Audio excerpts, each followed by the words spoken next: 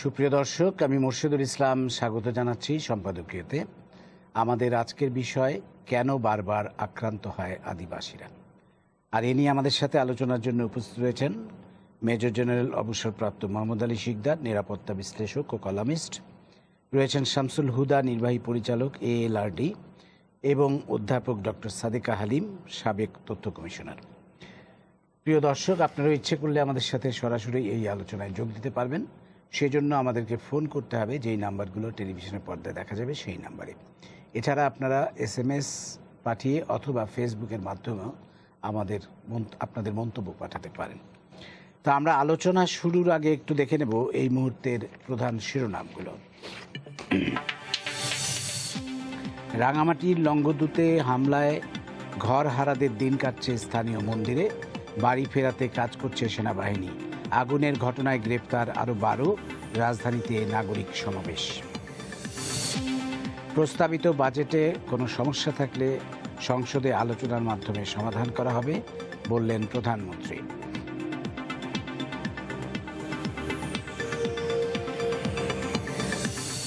বৈধ কাগজপত্র না থাকায় আপন জুয়েলার্সের 13.5 মণ স্বর্ণ বাংলাদেশ ব্যাংকে হস্তান্তর, উদ্বিগ্ন গ্রাহকদের শোরুমের সামনে ভিড়।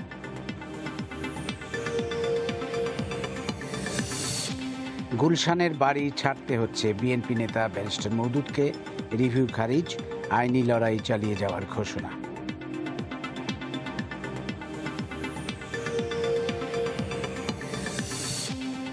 এবং যুক্তরাজ্যে সন্ত্রাসী হামলার ঘটনায় নির্বাচন পিছিয়ে দেওয়ার দাবি নাকচ থেরেসা মের। প্রবাসী বাঙালিদের মধ্যে আতঙ্ক, যুক্তরাষ্ট্র ইউরোপের বড় শহরগুলোতে নিরাপত্তা জোরদার। আমরা এবার চলে আসবো আমাদের আজকের আলোচনায়। আমরা দেখছি যে বারবার আমাদের আদিবাসী জনগোষ্ঠী তারা নির্যাতনের শিকার হচ্ছে, আক্রান্ত হচ্ছে বিভিন্নভাবে। অতি সম্প্রতি আমরা যেটা দেখলাম যে স্থানীয় একজন যুবলীগ নেতার মৃত্যুকে কেন্দ্র করে গত শুক্রবার সকালে আদিবাসীদের 4টি গ্রামে, রাঙামাটির লংগদুতে 4টি গ্রামের 2 শতাধিক বাড়িঘর পুড়িয়ে দেওয়া হয়েছে। অভিযোগ আছে যে একজন আদিবাসী বৃদ্ধা তিনি পুড়ে মারা গেছেন। এই যে ঘটনাগুলো ঘটছে, যদিও সরকারের পক্ষ থেকে তৎপরতা দেখানো হচ্ছে, অনেকের বিরুদ্ধে মামলা হয়েছে, কিছু গ্রেফতারও করা হয়েছে, বলা হয়েছে বিচার হবে ইত্যাদি ইত্যাদি, কিন্তু কেন এটি হচ্ছে আমরা সেটি একটু বিস্তারিত দেখার চেষ্টা করব। আমি প্রথমেই মেজর জেনারেল মোহাম্মদ আলী শিকদার আপনার কাছে যাব। যে আমরা তো জানি যে পুরো পার্বত্য চট্টগ্রাম জুড়ে সেনাবাহিনী গিজগিজ করছে, সেনাবাহিনীর অস্তিত্ব সেখানে আমরা গেলে টের পাই। তো এই নিরাপত্তা বেষ্টনীর মধ্যে কিভাবে এই ধরনের ঘটনা ঘটে, আপনি যদি একটু বলেন। আপনাকে অনেক অনেক ধন্যবাদ। তবে আপনি প্রথম যে কথাটি বলেছেন, আমি যেহেতু সেনাবাহিনীতে আগে ছিলাম, চাকরি করেছি, পার্বত্য চট্টগ্রামে চাকরি করেছি। এই যে পার্বত্য চট্টগ্রামে সেনাবাহিনী গিজগিজ করছেন এবং সমস্ত জায়গায় আছেন, কথাটি একটু বাড়িয়ে বলা হলো কিনা আমার সেটা মনে হচ্ছে আর কি। আসলে কিন্তু যখন আমি 1988 সালে পার্বত্য চট্টগ্রামে ছিলাম, তখন ধরেন একটা যুদ্ধ অবস্থায় ছিল, তখন শান্তি চুক্তি হয়নি শান্তি বাহিনীর সাথে, এটা সবাই জানেন, এটা লুকোচুরির কিছু নেই, একটা যুদ্ধ অবস্থায় ছিল, আমরা কিন্তু এটা যুদ্ধ অবস্থায় ছিলাম। তখনও কিন্তু সমস্ত জায়গায় সেনাবাহিনী ছিল না। সেনাবাহিনী তাদের ক্যাম্প আছে, ক্যাম্প করা হয়, সেই সেনাবাহিনীর যে কৌশল আছে সেই কৌশলের উপর ভিত্তি করে কোথায় ক্যাম্পটা করলে সুবিধা হবে সেখানে থাকে, ওখান থেকে হয়তো তারা তাদের দায়িত্ব যেটা আছে সেই অনুসারে মুভ করে কাজ করে। তারপরে শান্তি চুক্তির পরে কিন্তু বহু ক্যাম্প প্রায় গুটিয়ে আনা হয়েছে, অনেক ক্যাম্প গুটিয়ে আনা হয়েছে। সেখানে সরকারের শান্তি চুক্তির যে শর্ত অনুযায়ী যে 5টা না 6টা সেনাবাহিনী ক্যান্টনমেন্ট হবে, যেটা অন্য আমাদের জায়গায় সেই ক্যান্টনমেন্টে আছে, অতিরিক্ত হয়তো কয়েকটা ক্যাম্প আছে। সুতরাং এই যে ঘটনাটি ঘটছে সেটি এই যে সেনাবাহিনীর যে নিরাপত্তার গিজগিজ করছে সেটির ভিতরে ঘটে গেছে, এই কথাটা কতটুকু সেটা দেখার বিষয় বলে আমি মনে করি।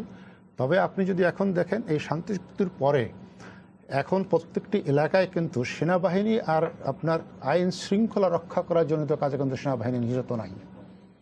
সেনাবাহিনী তখনই সেখানে হস্তক্ষেপ করে যান যখন ওখানে যারা বেসামরিক প্রশাসন রয়েছেন তারা যখন তাদেরকে ডাকেন যে আমাদের এখন আপনারা আসেন, আমাদের সেটা প্রয়োজন, সেইখানে কিন্তু সেইভাবে যাচ্ছে এবং বাংলাদেশে অন্য অন্য জায়গায় যেভাবে হচ্ছে সেইভাবেই যাচ্ছে। সেনাবাহিনী কিন্তু স্বউদ্যোগে, আমার যতটুকু জানা আছে, যদি আমি ভুল হই আমি জানি না, বাট আমি যতটুকু জেনে এসেছি বা জানি, সেনাবাহিনী তো স্বউদ্যোগে কোথাও কোনো কার্যক্রমে বা কোনো অপারেশনের দায়িত্বে সেখানে এই সিভিল নাচারের দায়িত্বে যাচ্ছে না। সেনাবাহিনীর কতগুলো নির্দিষ্ট কাজ আছে সেগুলো তারা করছেন। হ্যাঁ, তাদের ক্যান্টনমেন্টে যেগুলো হয় সাধারণত সেইগুলো আসছেন।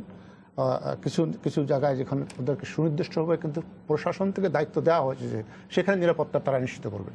সুতরাং এইখানে গ্রামে গ্রামে কিন্তু সেনাবাহিনী নিয়োজিত নাই যতটুকু আমার ধারণা। সুতরাং এখানে সেনাবাহিনীর নিরাপত্তা বেষ্টনীর ভিতরে এসে তারা এই কাজটি করেছে, এটা বোধহয় আমার কাছে যতটুকু আমি জেনেছি তাতে সেরকম আমার কাছে মনে হয়নি।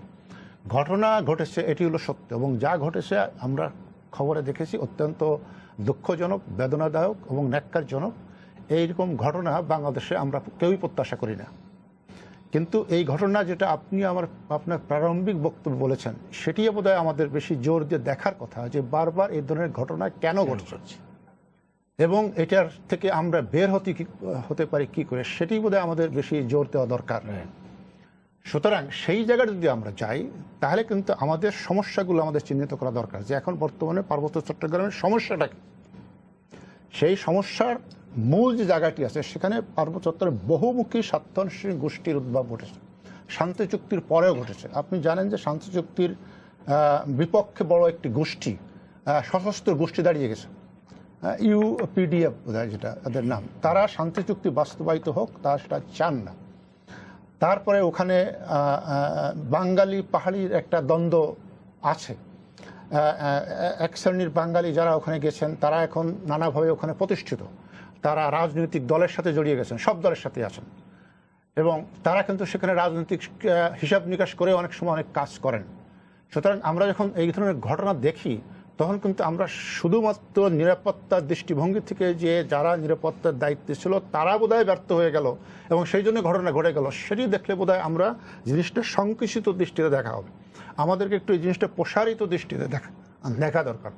সেখানে এই যে গোষ্ঠীগুলো, স্বার্থান্বেষী গোষ্ঠী, ধরেন দলগত স্বার্থ আছে, বিএনপি বলেন, আওয়ামী লীগ বলেন, সেখানে জামাতেরও লোক আছে, তারপরে অন্য দলও আছে যারা আছে, বাঙালি পাহাড়ি গোষ্ঠী আসে, ওখানে লোকালি আপনার যে স্থানীয় যে সরকার ব্যবস্থা আছে সেখানে দ্বন্দ্ব রয়েছে।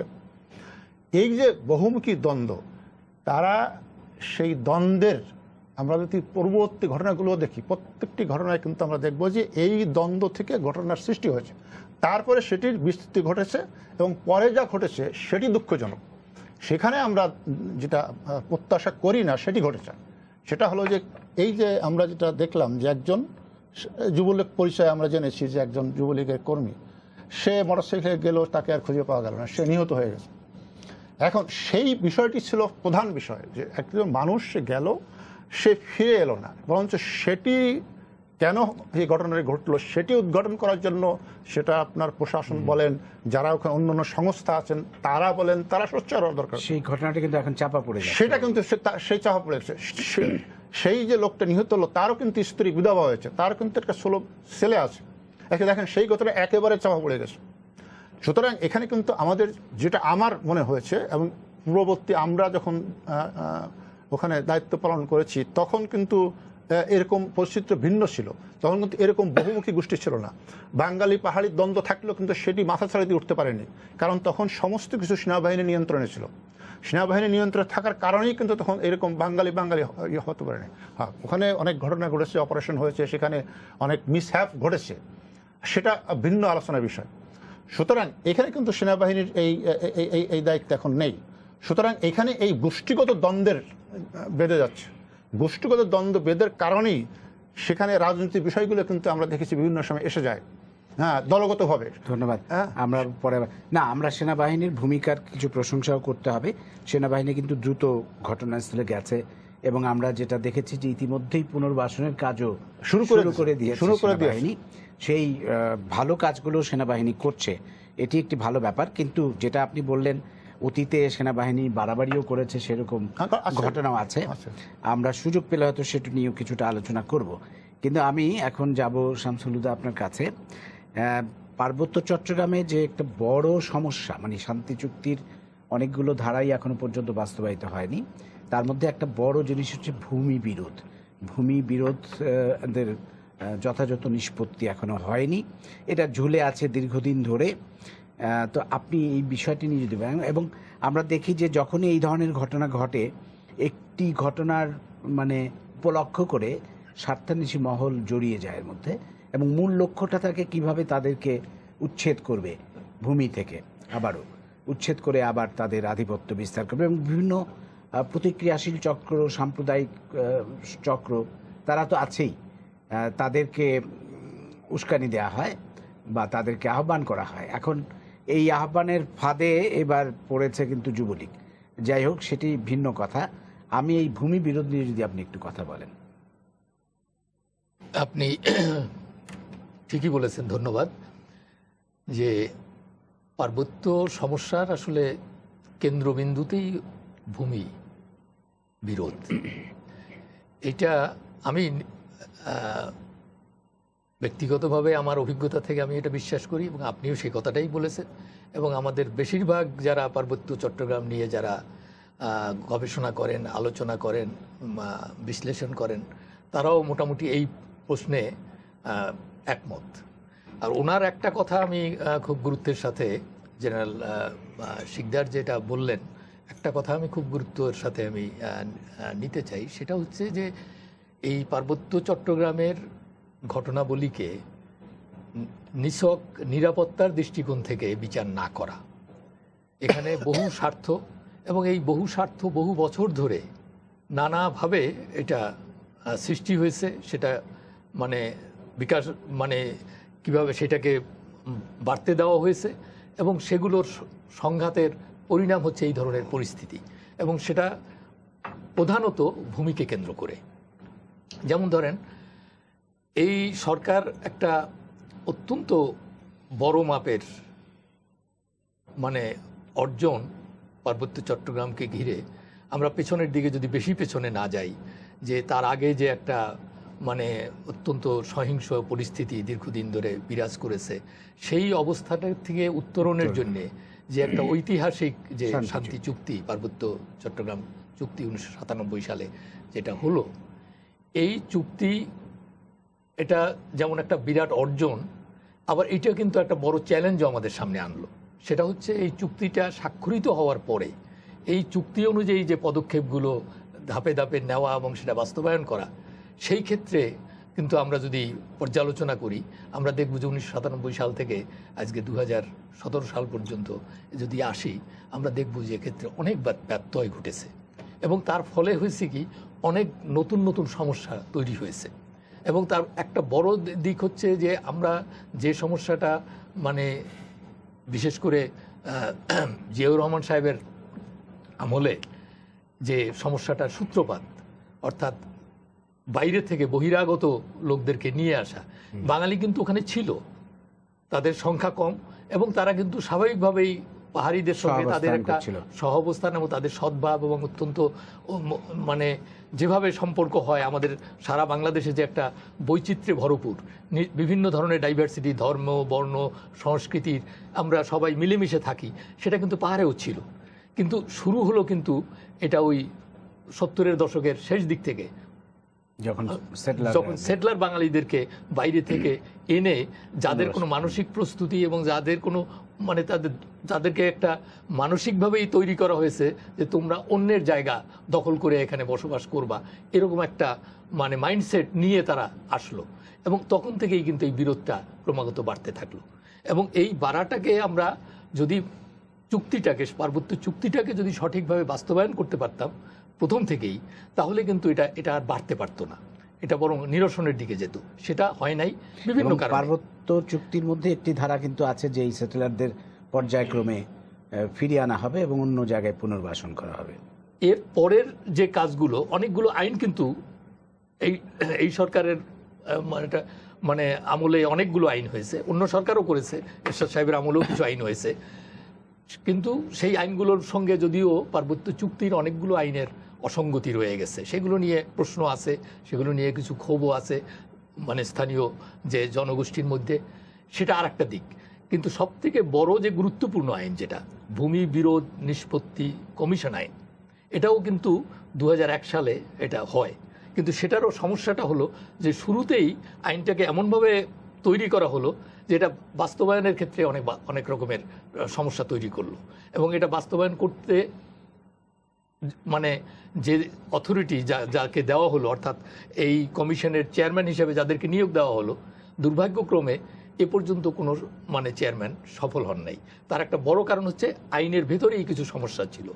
সেইটাও কিন্তু আমি বলবো যে সেই চ্যালেঞ্জটাও কিন্তু এই সরকারই এই বছরখানেক আগে সেই আইনটাকেও কিন্তু সংশোধন করেছেন, এবং সেইখান থেকে একটা বড় বাধা অপসারিত হয়েছে।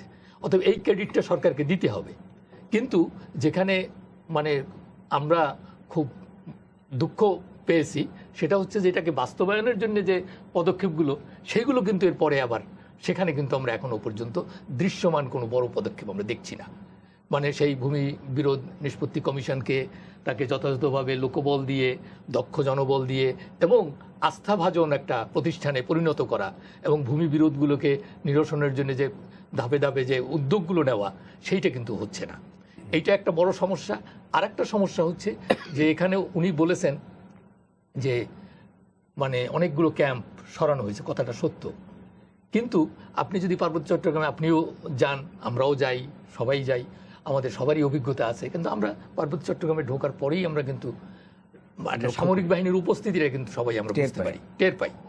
সেটা ক্যাম্প কতগুলো আছে না আছে এটা বড় কথা না। তো আমি আমার ছবি শুটিং করলাম রিসেন্টলি, অতএব সেটা আমরা দেখি, কিন্তু বিষয়টা হচ্ছে সেনাবাহিনীর সহযোগিতা নিয়ে শুটিং করেছি, যদিও ওখানে একটা সিভিল প্রশাসনও আছে, লোকাল গভর্নমেন্টও আছে, লোকাল গভর্নমেন্টের ইউনিয়ন পরিষদও আছে, আবার একটা যে প্রথাগত যে হেডম্যান কারবারি এবং আপনার সার্কেল চিফ, তাদেরও কিন্তু একটা প্রতিষ্ঠান, এবং এটা কিন্তু আইনে স্বীকৃত এবং চুক্তিতে স্বীকৃত 97 সালে। এখন এদের মধ্যে কিন্তু কোনো কার্যকর কোনো সমন্বয়, সেইটাও একটা কিন্তু মিসিং জায়গা, এবং এটা কিন্তু ধারাবাহিকভাবে চলে আসছে। ফলে হচ্ছে কি এই ঘটনাগুলো আসল ঘটনা না। ওই যেটা বললেন যে একজন যুবলীগ কর্মী মারা গেছেন, এখন তার বিষয়টা চাপা পড়ে গেছে। বিষয়টা হচ্ছে যে চাপা, এখন আমরা জানি না যে কেন কোথার থেকে এটাকে এইভাবে নিয়ন্ত্রিত হচ্ছে যে ঘটনাগুলো অন্য একটা নাটকে পরিণত হবে। আমরা দেখেছি যে ওখানে একটা কাঁঠালপাড়া নিয়ে ঘটনা তৈরি হয়েছে, কিন্তু পরবর্তীকালে এটা বিশ্লেষণ করতে গিয়ে আমরা দেখেছি যে কাঁঠালটা কোনো বিষয় না, কাঁঠালপাড়াও কোনো বিষয় না, বিষয়টা হচ্ছে ওই জমি থেকে ওই নির্দিষ্ট কয়েকটি পরিবারকে উচ্ছেদ করে ওই জায়গাটাকে দখল করা। এক্ষেত্রেও এই যে 200 পরিবার পাহাড়ি পরিবেশ সম্পর্কে আমরা জানি, এইটা হঠাৎ করে 4টা গ্রামের 200 পরিবারের ঘরবাড়ি আগুন লাগানো, এইটা হঠাৎ করে হয় না, এটা স্বতঃস্ফূর্ত সিদ্ধান্ত নিল আর হয়ে গেল না, এটা পরিকল্পিতভাবে হয়েছে। কারা এই পরিকল্পনা করলো, এইটার অনুসন্ধান হওয়া দরকার।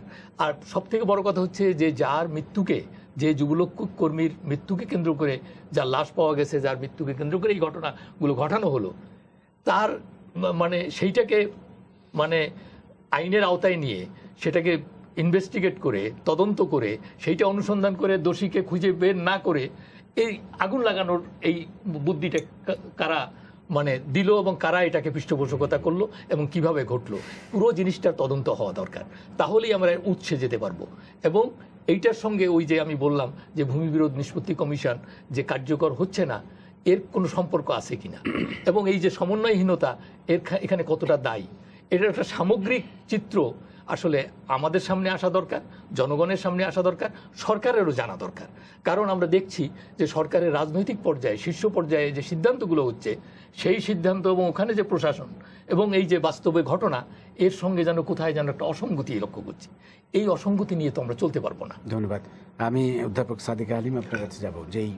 উনি যেই প্রশ্নটা করলেন যে আমরা যদি উৎসে যেতে চাই আর কি, কেন এই ধরনের ঘটনা বারবার ঘটছে, বা এটি তো পরিকল্পিত মনে হচ্ছে, কারণ হুট করে একটা মিছিল থেকে 200 বাড়িঘর জ্বালিয়ে দিল, এইটা বিশ্বাসযোগ্য হতে পারে না। এবং আমরা জানি যে ওখানে সুযোগ সন্ধানীরা বসে আছে। আপনি এই জিনিসটা যদি বলেন, প্লাস একটু যদি আমরা পেছনে ফিরে যাই, এই যে জিয়াউর রহমানের আমলে যে সমস্যাটার উদ্ভব হলো এই বাঙালিদের ওখানে পুনর্বাসন করা, এবং যেই বাঙালিরা বিভিন্ন এলাকা থেকে গেছে, মিশ্র সংস্কৃতির, মানে সমস্যাটা ওখান থেকেই শুরু। আপনি যদি একটু বলেন। ধন্যবাদ আপনাকে। আমি শুরু করি প্রেক্ষাপটটা দিয়ে, কেননা আমার পূর্ববর্তী দুজন বক্তাই সেটা উল্লেখ করেছেন যে 1979 থেকে 85 সাল পর্যন্ত মনে হয় সবচেয়ে বেশি যে আমাদের বাঙালি জনগণকে যে নিয়ে যাওয়া হয়েছে, যেটাকে আমরা বলছি ডেমোগ্রাফিক ইঞ্জিনিয়ারিং, এবং পুরো আপনার সোশিও ইকোনমিক অ্যান্ড পলিটিক্যাল সিনারিওটাই বদলে গেছে পার্বত্য এলাকার। এবং আপনি জানেন যে সেই সময় কিন্তু ডিসিদেরকে বলা হয়েছিল যে এখানে প্রচুর জমি আছে এবং তোমাদের এলাকায় যে সমস্ত মানুষ আসলে বিপর্যস্ত বা ভূমিহীন তাদেরকে পাঠানো হোক। এবং আমার নিজের বাড়ি কুমিল্লা জেলায়, আমি যখন পার্বত্য এলাকায় কাজ করি, আমার দাদির বাড়ি নোয়াখালীতে, আমি গেলে আমি তাদের অ্যাকসেন্ট শুনে বুঝতে পারি যে কোন এলাকা থেকে তারা বেশি এসছে। সেখানে দেখা যায় যে নোয়াখালী মানুষ অনেক বেশি আছে, আবার দেখবেন নর্থ বেঙ্গলেরও কিছু মানুষ আছে। কেমন মানে খুবই ইন্টারেস্টিং যে আপনি দেখবেন যে খাগড়াছড়ি থেকে বাস ছেড়ে চলে যাচ্ছে একদম নর্থ বেঙ্গল পর্যন্ত, বা আপনার অন্যান্য দূর দূরান্ত, যেখানে আমরা আসলে এগুলো আমরা আশা করি না যে এত দূর থেকে এত দূরে একটা ডিস্ট্রিক্টে বাস যাচ্ছে। যাই হোক, এই যে একটা সিস্টেম্যাটিক ওয়েতে যে পপুলেশন ট্রান্সফারটা হয়েছে এবং প্রায় 400,000 বাঙালিকে সেটেল করা হলো, এবং তাদেরকে যে নিয়ে যাওয়া হয়েছিল তখন বলা হয়েছে যে এখানে প্রচুর জমি আছে, তোমাদের কোনো সমস্যা হবে না, তোমাদেরকে ভূমি দেয়া হবে। এবং এখানে একটা স্টাডিতে দেখাচ্ছে, একটা রিসার্চ আপনার 1964-66 সালে হয়েছে, যেটা কানাডার ফরেস্টাল আপনার ফরেস্ট্রি ইঞ্জিনিয়ারিং ইন্টারন্যাশনাল লিমিটেড এরা করেছিল, এবং সেখানে বলছে যে এ ক্যাটাগরির জমি আছে 3.1 একর, বি ক্যাটাগরি 67,871 একর, এবং সি ক্যাটাগরি হচ্ছে 3,63,621 একর। এখন এই 3 লক্ষ তো একেবারে বাম্পি ল্যান্ড, এবং মাঝামাঝি জায়গাটাও তাই, অর্থাৎ মাথাপিছু যে পরিমাণ ভূমির দরকার সমতলে যেটা আছে তার থেকে অনেকাংশেই কম। এখন এই যে বাঙালিদেরকে নিয়ে যে আমি বললাম ঠিক আছে, এখন কি তারা পাহাড়ে যে চাষ করবে, তারা তো জানে লাঙল চালাতে। সেই জন্য যারা সমতলের মোটামুটি বা পাহাড়ের পাদদেশে যেসব আদিবাসী ছিল, বা যারা কিনা আপনার যেটা জেনারেল সাহেব বললেন যে ইনসার্জেন্সির সময় যে সমস্যাটা হয়েছে, তখন কিন্তু আমরা জানি প্রচুর আদিবাসী তারা চলে গেছিল ভারতে আপনার বর্ডার ক্রস করে, এবং কাপ্তাই ড্যাম হওয়ার ফলেও, এবং এই যে তাদের জমিগুলো কিন্তু আপনার দখল হয়ে যায়। এবং আমরা জানি যে কাপ্তাই হ্রদ, যেটা অনেকে আমরা নৌবিহারে যাই, আমরা অনেকে হানিমুন করতে যাই, কিন্তু আসলে কাপ্তাই হ্রদের ইতিহাস কিন্তু অনেকেই জানে না যে 1960 সালে পাকিস্তান আমলে যে কাপ্তাই হ্রদটা সৃষ্টি করা হয়েছিল বিদ্যুৎ উৎপাদন করার জন্য, এবং কাপ্তাই হ্রদের মধ্যে কিন্তু সবচেয়ে বেশি মানে যেতে চাষযোগ্য জমিগুলো ডুবে গেছে। এখন যখন ভূমিটা জেগে উঠে, সেটার দখলও কিন্তু এখন থাকে যেসব আপনার বাঙালিদেরকে নিয়ে যাওয়া হয়েছে আদি বাঙালিদের কাছেও না।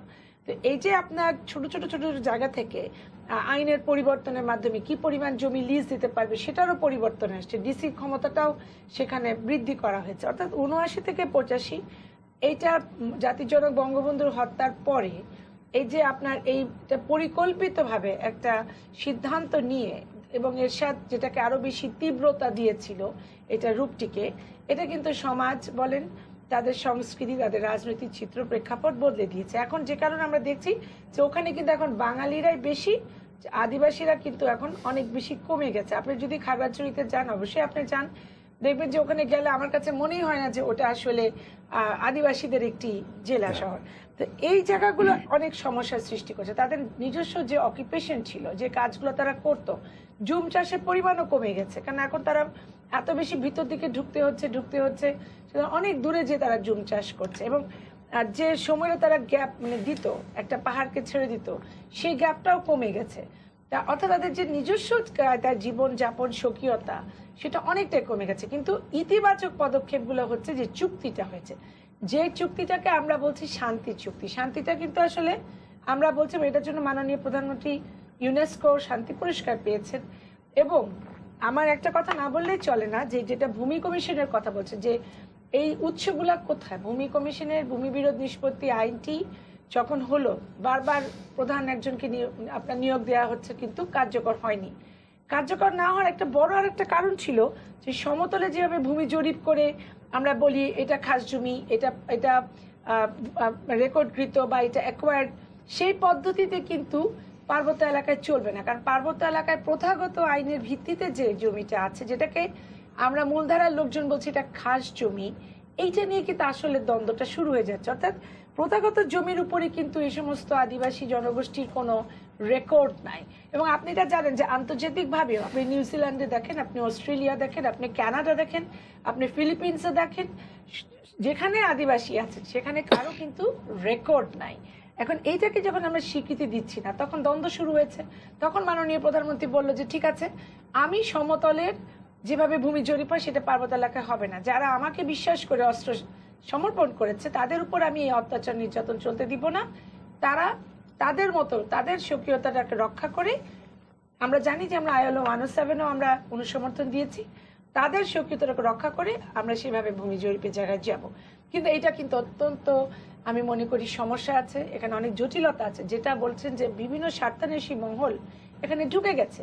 যার ফলে আজকে যখন যে ভদ্রলোক মারা গেলেন, তারপরে যখন তারা মিছিল করতে চেয়েছে, তখন আমি দেখছিলাম গণমাধ্যমে যে সেখানে পুলিশের ওসি, ডিসি সবাই বলছে যে আমরা মিছিলের করার অনুমতি দিয়েছি, কেননা এটা গণতান্ত্রিক অধিকার। খুব ভালো কথা, ওনারা গণতন্ত্রের চর্চা করছেন, আমি ওনাদেরকে অভিনন্দন জানাই।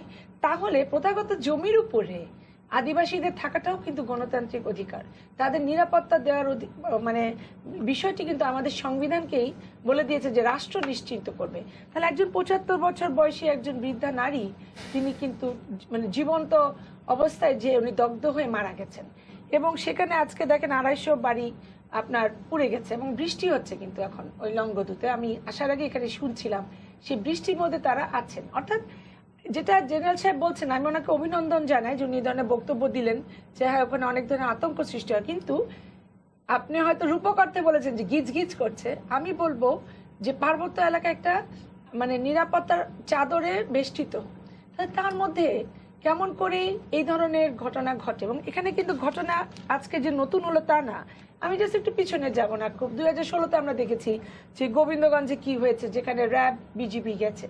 আপনি দেখেন 2011-তেও কিন্তু 23টি বাড়ি পুড়িয়ে দেওয়া হয়েছিল লংগদুতে, এবং সেই 2010-এ সাজেকে, যেখানে এখন সব টুরিস্টরা দৌড়াচ্ছে দেখার জন্য, সেখানেও কিন্তু আপনার এই টুরিস্ট স্পটটা তৈরি হওয়ার আগে সেখানে সমস্যা হয়েছে। 2008-এ তত্ত্বাবধায়ক সরকারের সময়ও কিন্তু সেখানে সমস্যা হয়েছে। অর্থাৎ একটা জিনিস খুব পরিষ্কার, যখনই আমি কোনো কিছু করতে যাচ্ছি, সেটা প্রশাসন থেকেই হোক, সেটা সেনাবাহিনী থেকে হোক, বা সেটা কোনো স্বার্থান্বেষী গোষ্ঠী হোক, এবং সেটা কি ভূমিটা দখল করতে হবে, সেইটা দখলের পিছনে এখানে কিন্তু পরিকল্পিতভাবে ঘটনাগুলো ঘটানো হচ্ছে, এবং সেই ভূমিটা দখলের জন্য কিন্তু আতঙ্কের সৃষ্টি করা হচ্ছে। আজকে সেনাবাহিনী ওদেরকে ঘরবাড়ি বানিয়ে দিচ্ছে, আবার আমরা দেবো যে 3-4 মাস ঘুরতে না ঘুরতেই আবার ওই এলাকাতেই আর একটা ছোট একটা ঘটনা বা একটা বড় ঘটনাকে নিয়ে তাদেরকে আমরা উচ্ছেদের মুখে ছেড়ে দিব।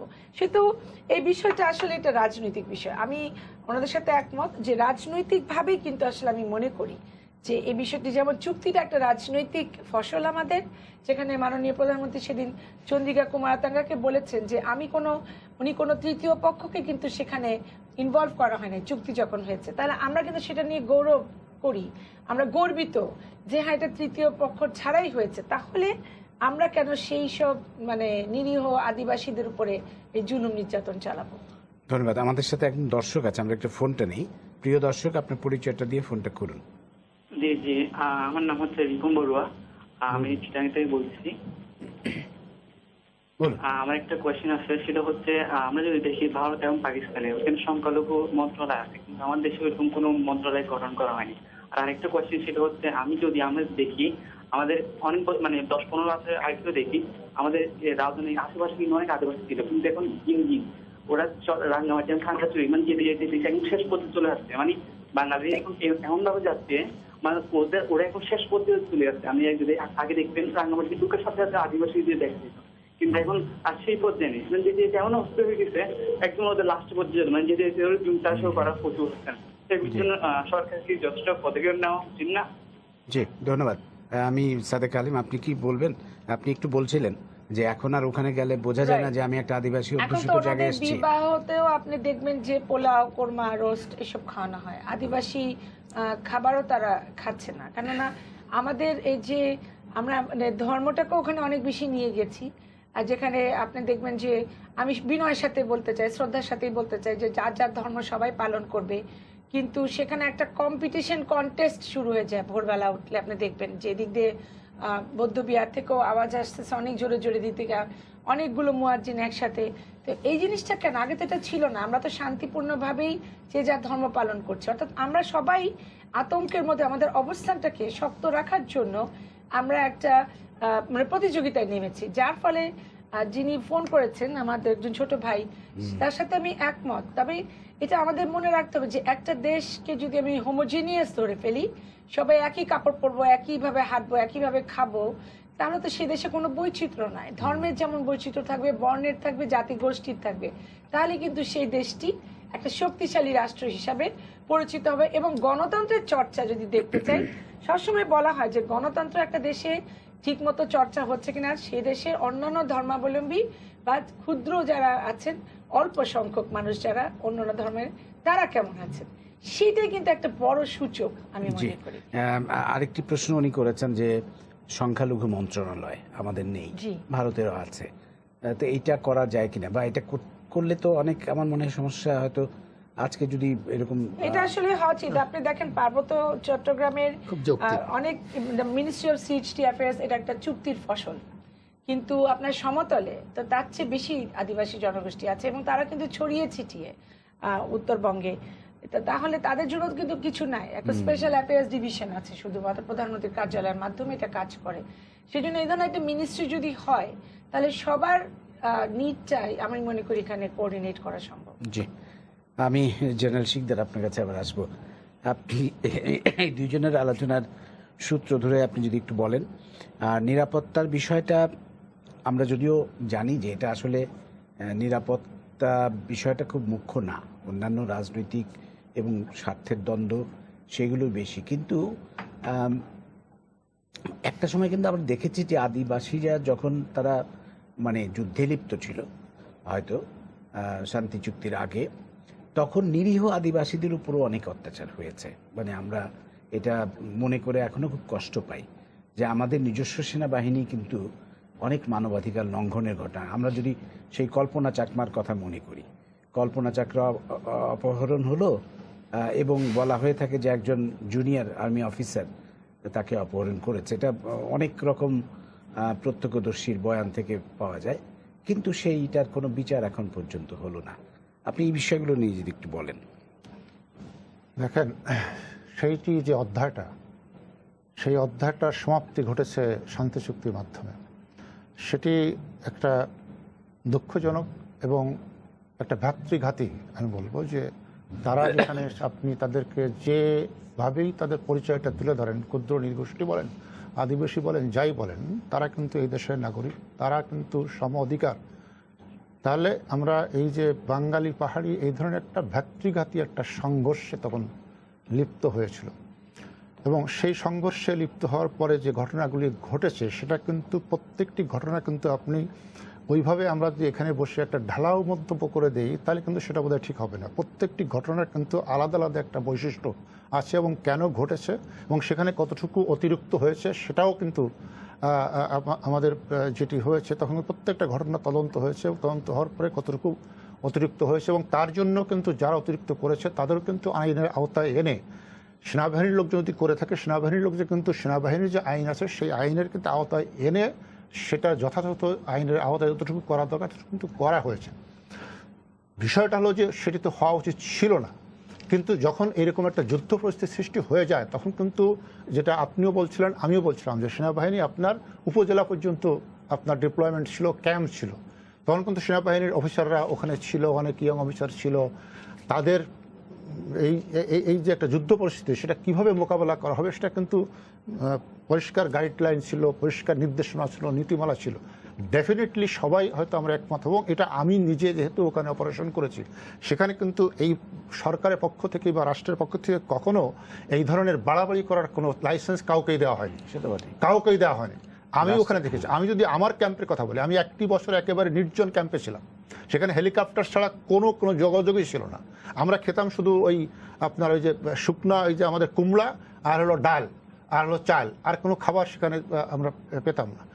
সেখানেও আমরা দেখেছি, আমি নিজে বলতে পারি সেখানে তো একটা ঘটনা ঘটেনি, একটা এই ধরনের কোনো মানে যেটা অ্যাক্সেস, ওটা আমাদের যুদ্ধ পরিস্থিতি ছিল যখন তাদের সাথে সংঘর্ষ হয়েছে, তারাও অস্ত্র নিয়ে আমাদের সাথে সংঘর্ষে লিপ্ত হয়েছে, আমরা লিপ্ত হয়েছি, সেটি একটি ডিফারেন্ট পরিস্থিতি হয়েছে। সেখানে হতাহতের ঘটনা সব পক্ষে ঘটেছে, সেনাবাহিনীর অনেক লোক কিন্তু সেখানে মৃত্যুবরণ করেছেন।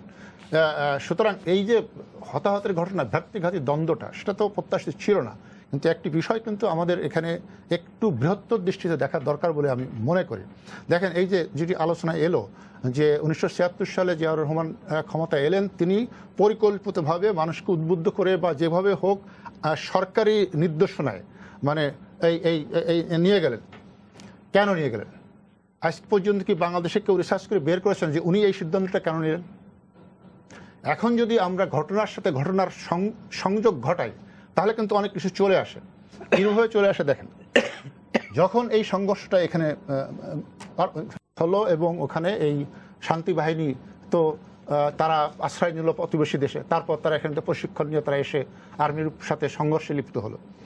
সেই সাথে কি হলো, আপনার ভারতের উত্তর পূর্ব অঞ্চলে কিন্তু প্রচণ্ড রকমের আপনার এই অশান্তি, বিচ্ছিন্নতাবাদী সশস্ত্র আন্দোলন শুরু হয়ে গেল।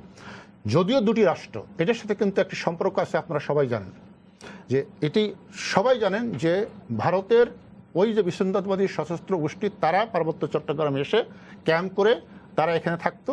তখন যারা সরকারে ছিল তাদের নীতি ছিল তাদেরকে সেখানে প্রশিক্ষণ দেওয়া, সহযোগিতা করা, তারা যে ভারতের ভিতরে যারা সশস্ত্র বিদ্রোহী করতো। আবার ভারতও পাল্টা হিসেবে সেই কাজটি করেছে।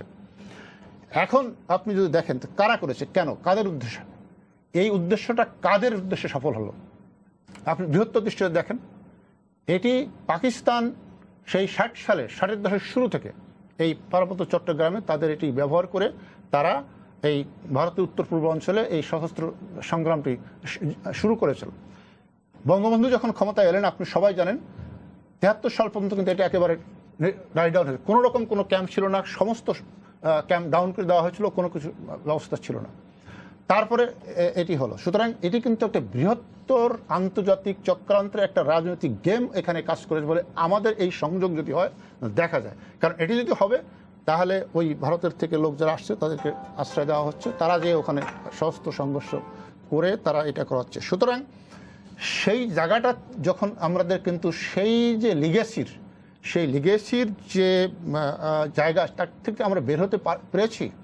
আমরা কিন্তু সর্বশেষ 2001 থেকে 2006 সালে বাংলাদেশ যে সরকার ছিল, জামাত বিএনপি সরকার, তারা কিন্তু এই পার্বত্য চট্টগ্রামে আবারও তারা সেই ভারতের এই যে পার্বত্য অঞ্চলের এই তাদের উত্তর পূর্ব অঞ্চলের রাজ্যগুলোর যা সশস্ত্র বিদ্রোহী ছিল, তাদের কিন্তু একেবারে এটা ওপেন সিক্রেট। এবং পাকিস্তানের ISI তাদের সহযোগিতায়, তাদের অস্ত্রে, তাদের টাকায় তারা এখানে ক্যাম্প গেড়ে তারা এখানে ভারতে এই তৎপরতা চালিয়েছে।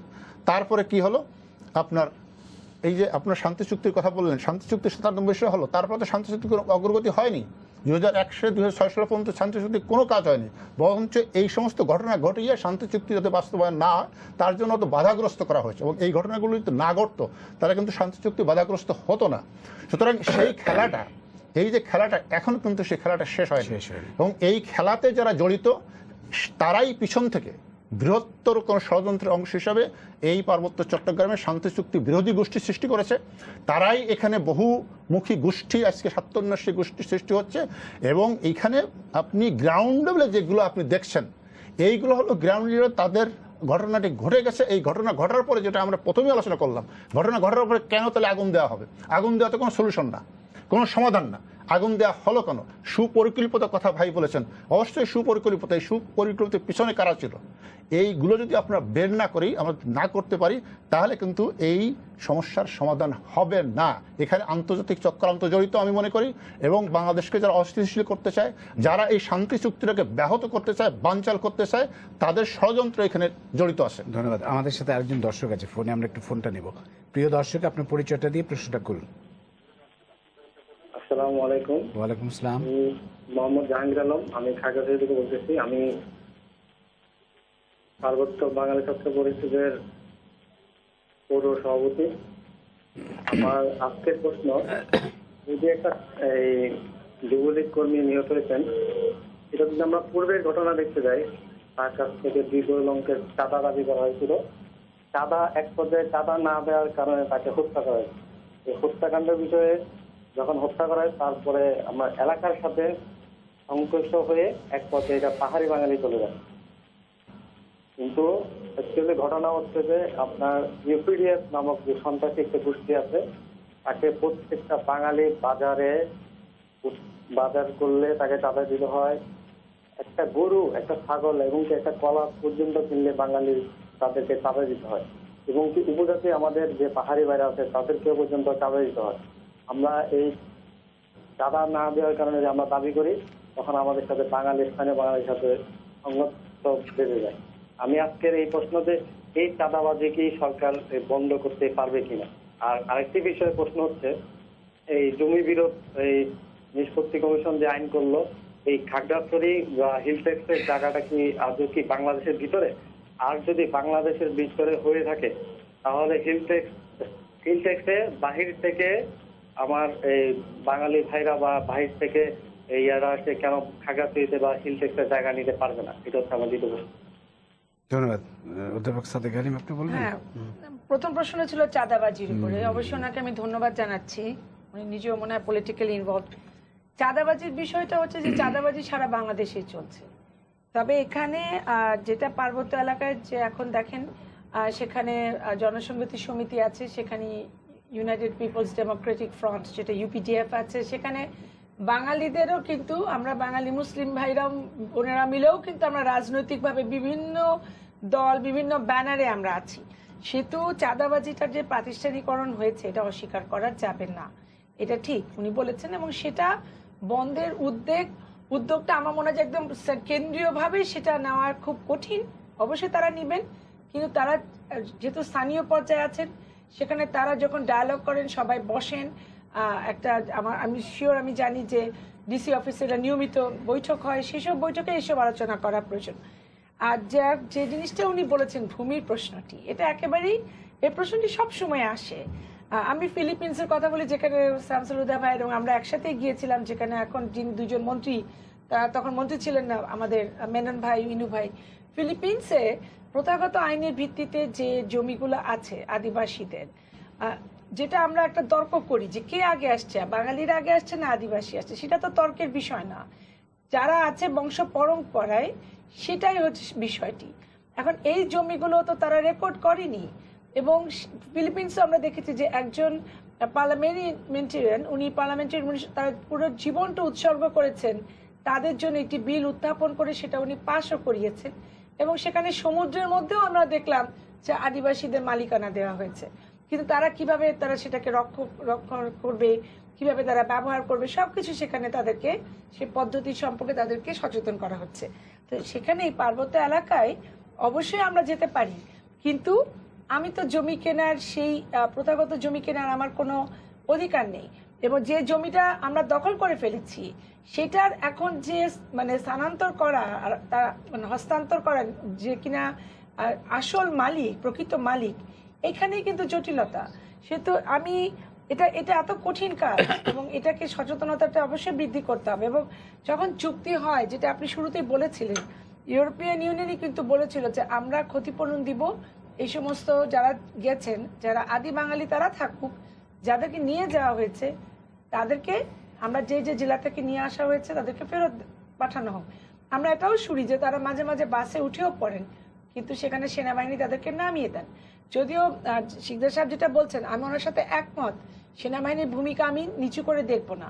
কিন্তু মিছিল যখন হয়েছে, আগুন যখন লাগানো হয়েছে, তখন কিন্তু আপনার সেনাবাহিনী, পুলিশ, তারা কোনোভাবেই অনেক বাঙালিকে থামাতে পারেনি। কেন? পুলিশ, আপনি যেটা বললেন যে পুলিশ অনুমতি দিয়েছে মিছিল করার অনুমতি যদি দেয়, তাহলে মিছিলকে নিয়ন্ত্রণ করার দায়িত্ব তাদের। তারা পারলো না, এটা কেমন কথা হলো যে তারা থামাতে পারেনি? এবং এখন তারা তো সুন্দর করে আবার ঘর বানাতে পারছে। অর্থাৎ এইটার মধ্যে যে রাজনৈতিক কিছু উদ্দেশ্য আছে বা কারা করছে, কারা দেশে আর 1.5 বছর পর আমাদের নির্বাচন হবে এবং যেখানে তার একটি অসাম্প্রদায়িক একটি প্রগতিশীল সরকার আমরা দেখতে চাই, সেখানে হয়তো বিভিন্ন ইন্টারেস্ট গ্রুপ এখানে কাজ করছে, সে কারণেই এই জটিলতাগুলো বাড়তে থাকবে। ধন্যবাদ। আমি অল্প সময় আছে, আমি হৃদয় ভাই আপনার কাছে আসবো একটি বিষয়। এই যে ভূমি বিরোধ নিয়েই যে কথাগুলো হচ্ছে, এটা নিষ্পত্তি না হওয়ার আরেকটি কারণ কি এটা যে আমরা জানি যে অনেক প্রভাবশালী ব্যক্তি, অর্থবিত্ত যাদের আছে, ক্ষমতা যাদের আছে, তারা পার্বত্য চট্টগ্রামে জমি কিনছে, পাহাড়ের পর পাহাড় কিনে ফেলছে।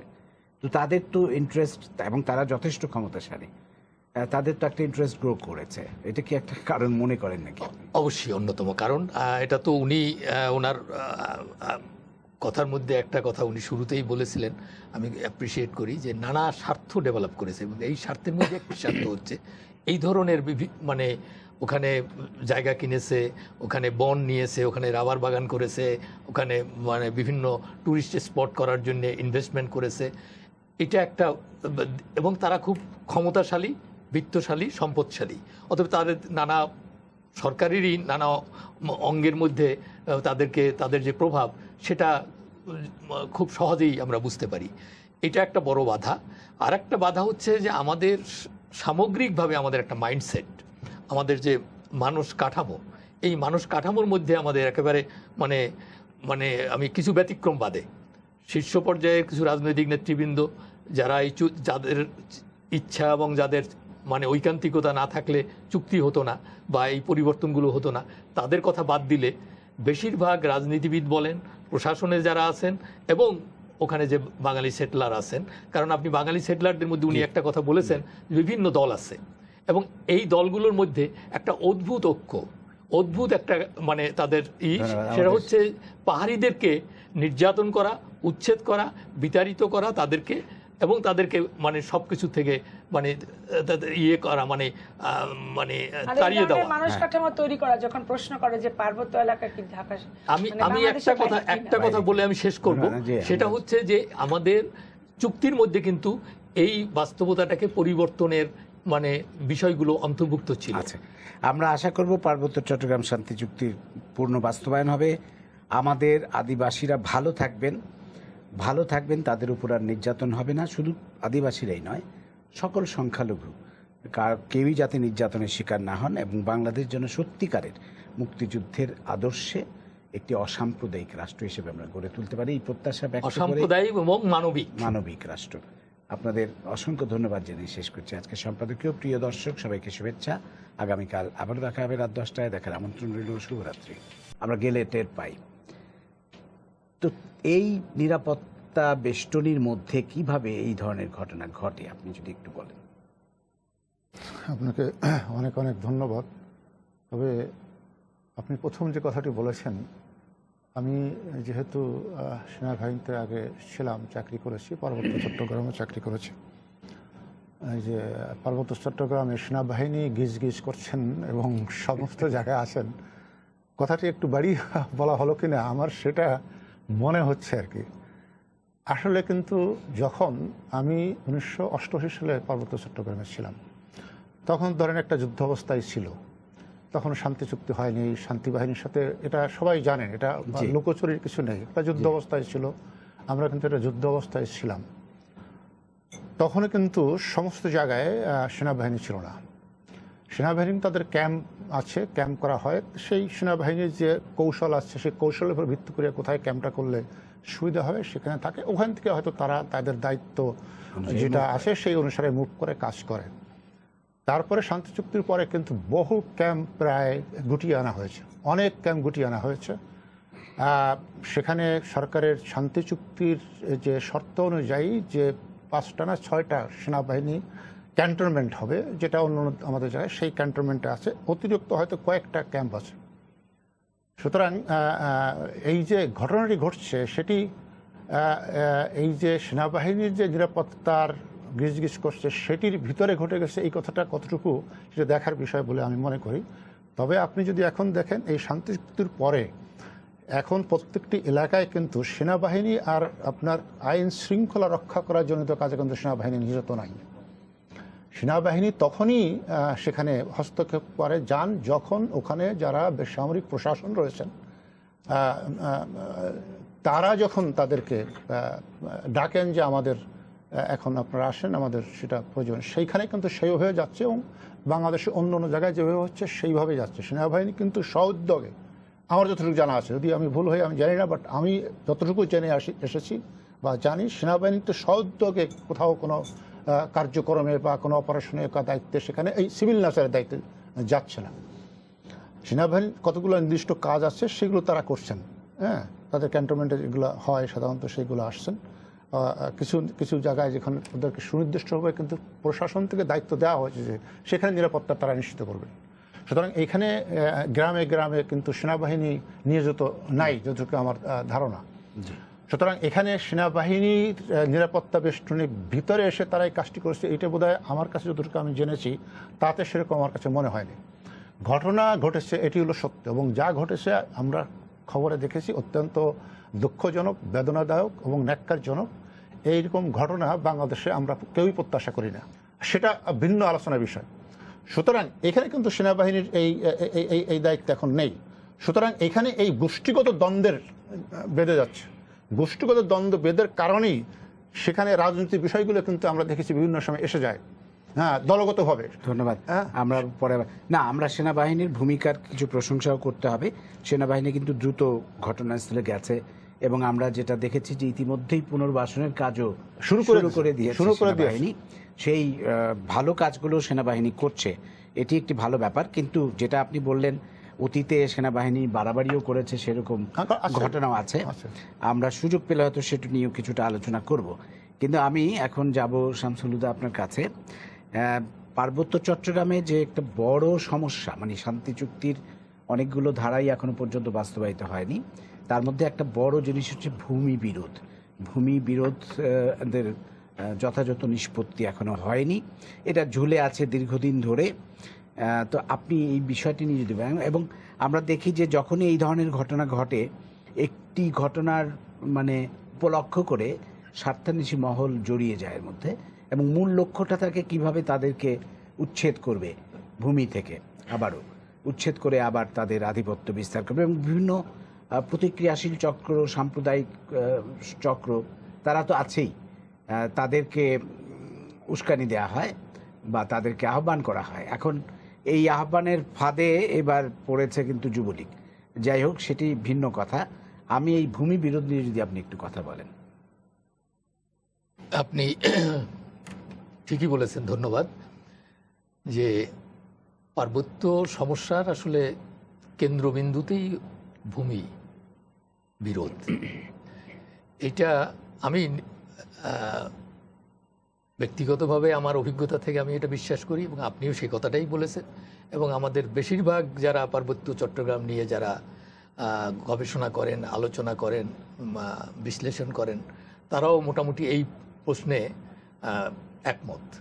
আর ওনার একটা কথা আমি খুব গুরুত্বের সাথে, জেনারেল শিকদার যেটা বললেন, একটা কথা আমি খুব গুরুত্বের সাথে আমি নিতে চাই। সেটা হচ্ছে যে এই পার্বত্য চট্টগ্রামের ঘটনাবলীকে নিছক নিরাপত্তার দৃষ্টিকোণ থেকে বিচার না করা। এখানে বহু স্বার্থ, এবং এই বহু স্বার্থ বহু বছর ধরে নানাভাবে এটা সৃষ্টি হয়েছে। সেটা মানে বিকাশ, মানে কিভাবে সেটাকে বাড়তে দেওয়া হয়েছে, এবং সেগুলোর সংঘাতের পরিণাম হচ্ছে এই ধরনের পরিস্থিতি, এবং সেটা প্রধানত ভূমিকে কেন্দ্র করে। যেমন ধরেন, এই সরকার একটা অত্যন্ত বড় মাপের মানে অর্জন পার্বত্য চট্টগ্রামকে ঘিরে। আমরা পেছনের দিকে যদি বেশি পেছনে না যাই, যে তার আগে যে একটা মানে অত্যন্ত সহিংস পরিস্থিতি দীর্ঘদিন ধরে বিরাজ করেছে, সেই অবস্থাটার থেকে উত্তরণের জন্যে যে একটা ঐতিহাসিক যে শান্তি চুক্তি, পার্বত্য চট্টগ্রাম চুক্তি 1997 সালে যেটা হলো, এই চুক্তি এটা যেমন একটা বিরাট অর্জন, আবার এটা কিন্তু একটা বড় চ্যালেঞ্জও আমাদের সামনে আনলো। সেটা হচ্ছে এই চুক্তিটা স্বাক্ষরিত হওয়ার পরে এই চুক্তি অনুযায়ী যে পদক্ষেপগুলো ধাপে ধাপে নেওয়া এবং সেটা বাস্তবায়ন করা, সেই ক্ষেত্রে কিন্তু আমরা যদি পর্যালোচনা করি আমরা দেখব যে 1997 সাল থেকে আজকে 2017 সাল পর্যন্ত যদি আসি আমরা দেখব যে এক্ষেত্রে অনেকবার ব্যত্যয় ঘটেছে এবং তার ফলে হয়েছে কি অনেক নতুন নতুন সমস্যা তৈরি হয়েছে।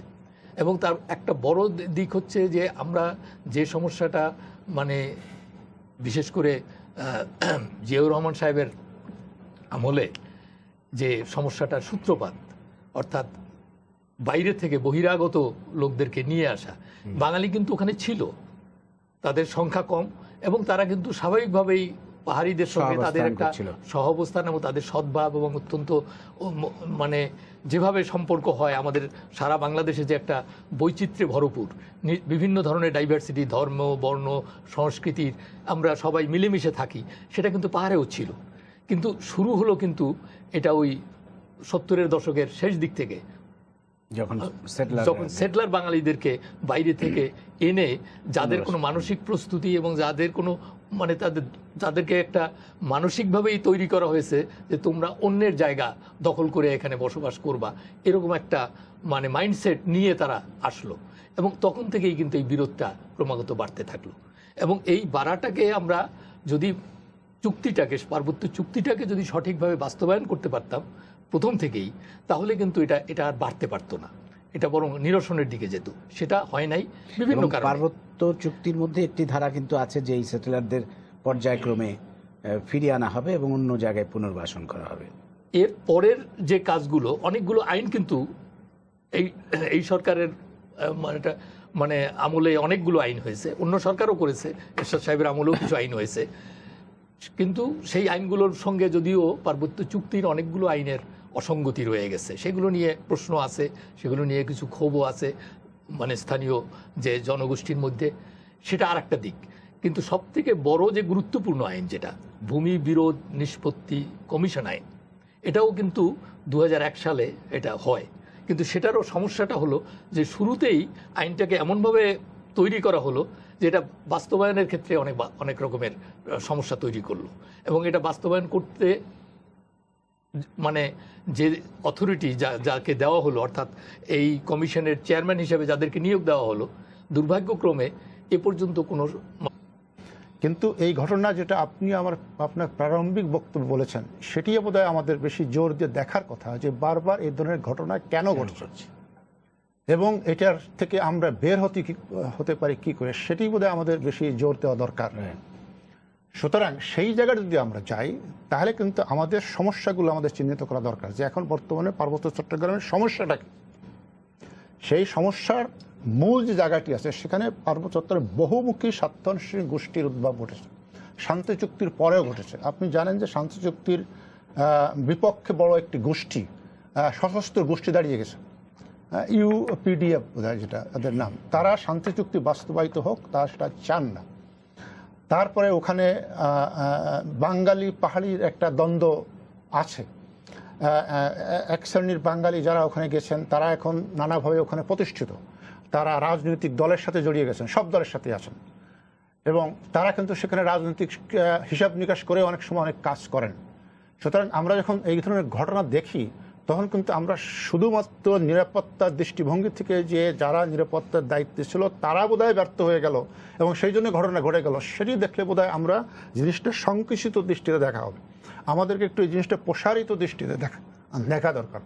সেখানে এই যে গোষ্ঠীগুলো স্বার্থান্বেষী গোষ্ঠী, ধরেন দলগত স্বার্থ আছে, বিএনপি বলেন, আওয়ামী লীগ বলেন, সেখানে জামাতেরও লোক আছে, তারপরে অন্য দলও আছে যারা আছে, বাঙালি পাহাড়ি গোষ্ঠী আসে, ওখানে লোকালি আপনার যে স্থানীয় যে সরকার ব্যবস্থা আছে সেখানে দ্বন্দ্ব রয়েছে।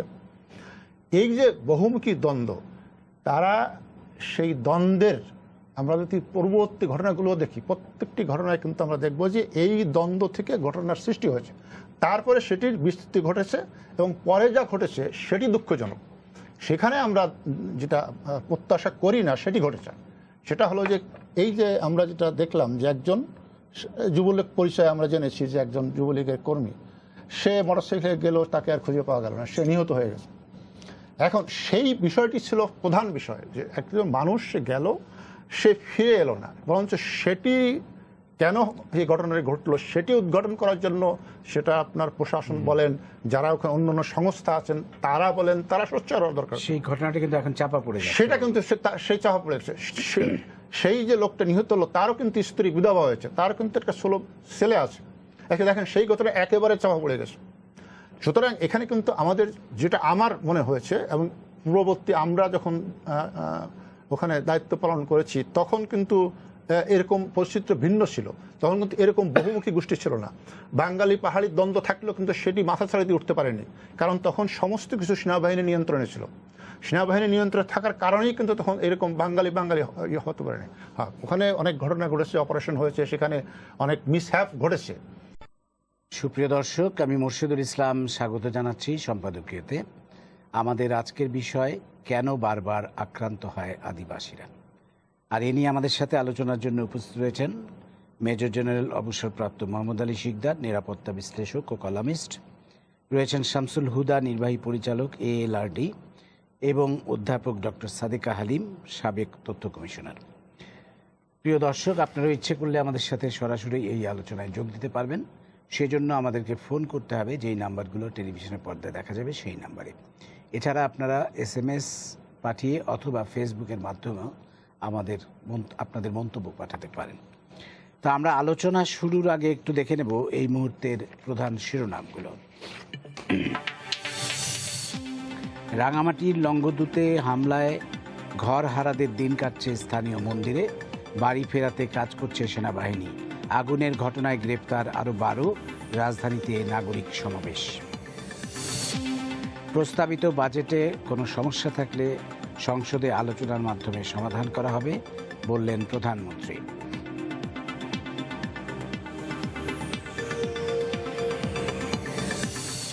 বৈধ কাগজপত্র না থাকায় আপন জুয়েলার্সের 13.5 মণ স্বর্ণ বাংলাদেশ ব্যাংকে হস্তান্তর, উদ্বিগ্ন গ্রাহকদের শোরুমের সামনে ভিড়।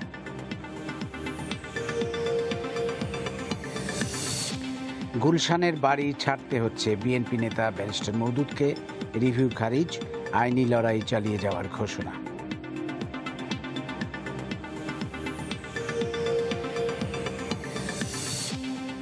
এবং যুক্তরাজ্যে সন্ত্রাসী হামলার ঘটনায় নির্বাচন পিছিয়ে দেওয়ার দাবি নাকচ থেরেসা মের। প্রবাসী বাঙালিদের মধ্যে আতঙ্ক, যুক্তরাষ্ট্র ইউরোপের বড় শহরগুলোতে নিরাপত্তা জোরদার। আমরা এবার চলে আসবো আমাদের আজকের আলোচনায়। আমরা দেখছি যে বারবার আমাদের আদিবাসী জনগোষ্ঠী তারা নির্যাতনের শিকার হচ্ছে, আক্রান্ত হচ্ছে বিভিন্নভাবে। অতি সম্প্রতি আমরা যেটা দেখলাম যে স্থানীয় একজন যুবলীগ নেতার মৃত্যুকে কেন্দ্র করে গত শুক্রবার সকালে আদিবাসীদের 4টি গ্রামে, রাঙামাটির লংগদুতে 4টি গ্রামের 2 শতাধিক বাড়িঘর পুড়িয়ে দেওয়া হয়েছে। অভিযোগ আছে যে একজন আদিবাসী বৃদ্ধা তিনি পুড়ে মারা গেছেন। এই যে ঘটনাগুলো ঘটছে, যদিও সরকারের পক্ষ থেকে তৎপরতা দেখানো হচ্ছে, অনেকের বিরুদ্ধে মামলা হয়েছে, কিছু গ্রেফতারও করা হয়েছে, বলা হয়েছে বিচার হবে ইত্যাদি ইত্যাদি, কিন্তু কেন এটি হচ্ছে আমরা সেটি একটু বিস্তারিত দেখার চেষ্টা করব। আমি প্রথমেই মেজর জেনারেল মোহাম্মদ আলী শিকদার আপনার কাছে যাব, যে আমরা তো জানি যে পুরো পার্বত্য চট্টগ্রাম জুড়ে সেনাবাহিনী গিজগিজ করছে, সেনাবাহিনীর অস্তিত্ব সেখানে